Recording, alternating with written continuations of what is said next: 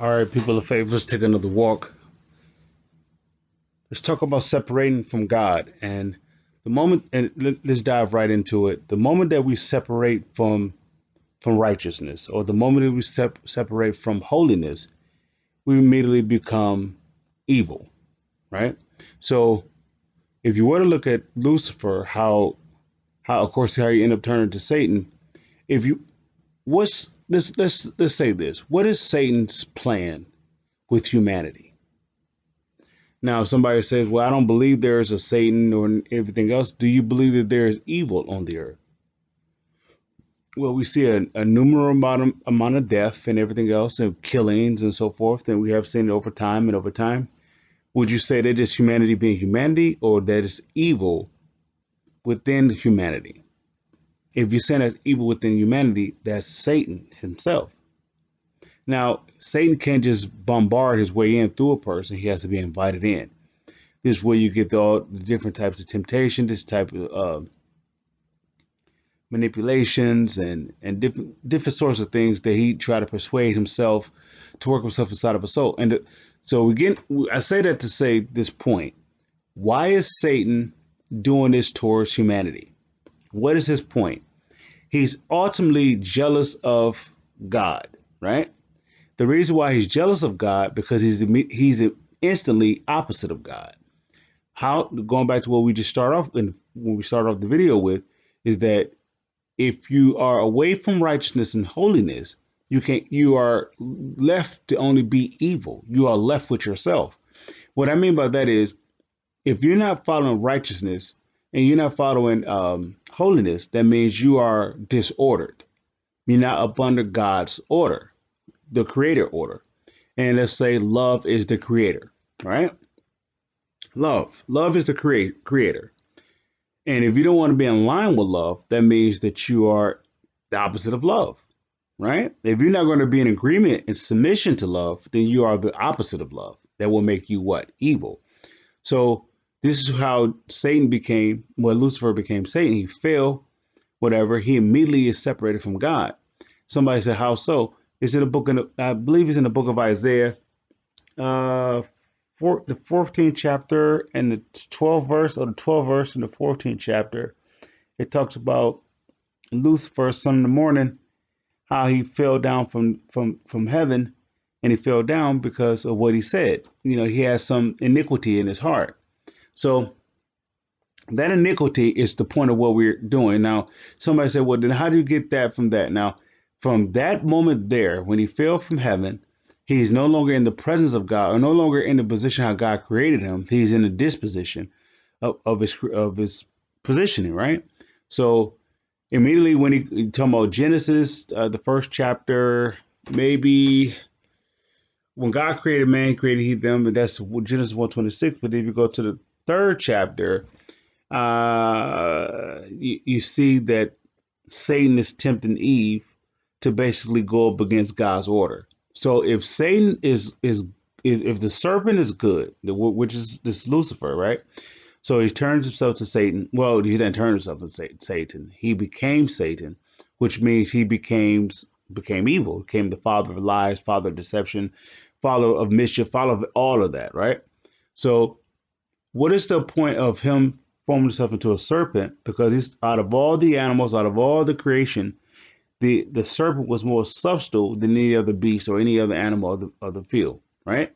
So he's approaching Eve and immediately having this conversation with her, telling her, did God? He's questioning her first by act. Did God not know that Does God not know that you become a god? No, did God? Does God not know that you? Well, how did the question go? He approached her with the question for her to come back, and she said exactly what God said. Um,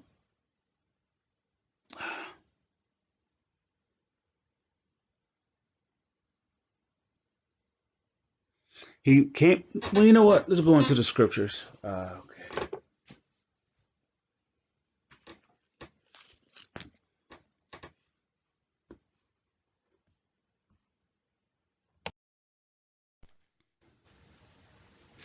Now, in Genesis, the third chapter, verse 1, Now the serpent was more subtle than any beast of the field, which the Lord God hath made.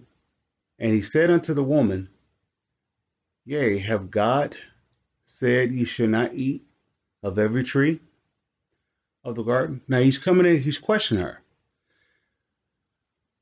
Maybe this is the only animal that was actually talking. But this is he's talking to her and he gives her a question. Have God said ye should not eat of every tree of the garden? And the woman said unto the serpent, We may eat of the fruit of the trees of the garden. But the fruit of the tree which is in the midst of the garden, God hath said, You shall not eat of it, neither shall you touch it, unless ye die. Fourth verse. The serpent said unto the woman, You should surely, you shall not surely die.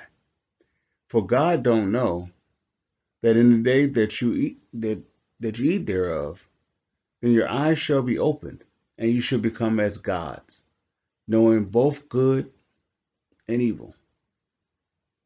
Knowing good and evil. And when the woman saw that the tree was good for food, and that it was pleasant to the eyes, and a tree to be desired to make one wise, she took of the fruit thereof, and did eat, gave also unto her husband with her, and he did eat. And the eyes of them both were open, and they knew that they were naked. And they sewed fig leaves together and made themselves aprons. Now, what was the point of the serpent doing that? The purpose of the serpent doing that is to bring forth a wedge between God and his creation. And the purpose of bringing forth God's creation because he's separated from God. In other words, the serpent or Satan himself is nothing but separation. He is division. Everything else in heaven and God's kingdom, there's no evidence of division. He is the division factor. He's the author and the finisher of division. If you notice, if there's division, there's always a plus minus type deal where that we would say the have and have nots is either if there's a split down the middle that would be considered 50-50 or even across, right? But then if it's even across, it's not really much. It's not really much of a reason for it to be a split because they can share it. Now, if you're talking about a split between, in most cases, between, so it can separate one from the other. You have your share, I have my share. So in other words, we can't be unified. We can't be together. And that basically comes through an act of evil. It's very rare, if it's at all, that you'll see it that there's a split because of good. Matter of fact, I don't think I've ever been in a situation like that. So with that being said, why does a serpent want to split us between the Father? No, forgive me. Why does the serpent want to split us between the Creator and us? Because he's jealous. He's jealous of God, of number one. He wants to be like the Most High God, so he's jealous of that. So he's split with the Most High God with that from that attempt there, with that iniquity, I should say it that way. And ultimately, he wants to separate us from God because he's upset with us that we were created. We're created in God's likeness and image. Everything who the Father is, we are.